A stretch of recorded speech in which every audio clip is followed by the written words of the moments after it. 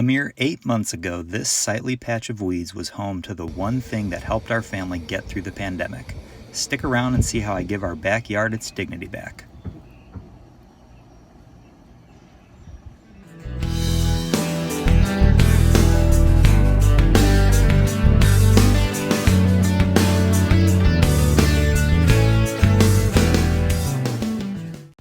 Last year, as the pandemic was taking shape, my brilliant wife had the idea to get an above-ground pool. I kid you not, we spent every day in that thing during the height of summer. Since we have a pool in our neighborhood, we took it down in the fall thinking it would be a one-year thing, but as the warmer weather rolled around, we decided to see if we could get another year out of it. Last year, I spent an entire weekend getting this spot flat and level, so once I got the weeds up, it didn't take too long to get the ground ready. Just like my Little League coaches, I used some water to keep the dust down while raking. This also made it easier to see the high spots, which I knocked down with a tamper. I'm using 3 different layers for the underlayment. The first 2 are tarps, one blue and one gray, but the third is a heavy-duty felt-like material specifically made to provide a soft cushion for the bottom of the pool. And check out the description below for links to all these products. Why 3 layers, you say? 2 words: Bermuda grass.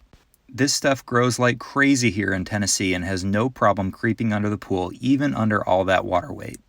I spread the tarps out evenly and hold them in place with golf tees, being sure to get as much of the wrinkles out as possible. Now that the underlayment is done, I get out the various components of the pool. I start by unfolding the liner and getting it into position so the pump is close to the power outlet we ran out here last year. This Intex pool is super easy to assemble. Here you can see how the frame comes together with each crossbar sliding through the top of the liner and connecting to one another with a T-bracket.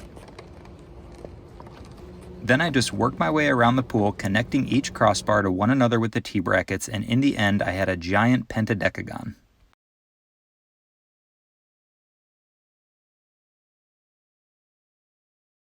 And now for the upright supports. You can see here that they have a wider base to stop them from sinking into the ground. Similar to the crossbars, I worked my way around the pool, being sure that each upright was inside the support strap. And just like that, it was time to start filling her up. Now the most important step in my opinion, and that's to carefully pull the wrinkles out of the bottom as the pool is filling up with water. The weight helps keep things in place, but it doesn't take much to make it too heavy to do this, so don't miss your window of time. I also adjust the uprights as needed because those will also soon be impossible to move.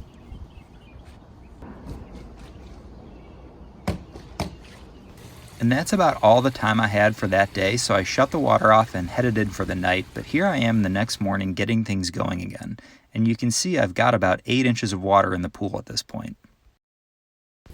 I got out the pump and hoses and started assembling those parts as the water would soon be high enough to turn it on. The drains connect through holes on the inside and then the hoses attach on the outside. The hoses are held in place with screw clamps and they only need to be hand tightened. This model comes with 2 drains that connect at a T and run into the pump. One thing I really like about this pool is that it comes as a kit with everything from the pump to the cover included. This pump holds a pleated filter and plugs into a standard 3-pronged socket. The drain and return each connect using those hand-tightened screws again. And I was careful to be sure that the rubber O-ring was aligned, which ensures a watertight seal.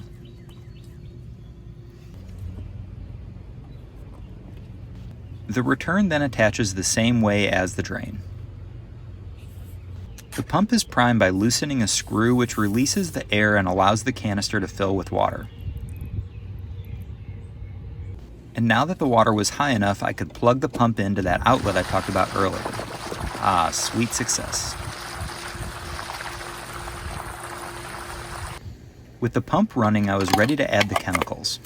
Before we got a pool, this was the most intimidating part for me, but my local pool store was really helpful.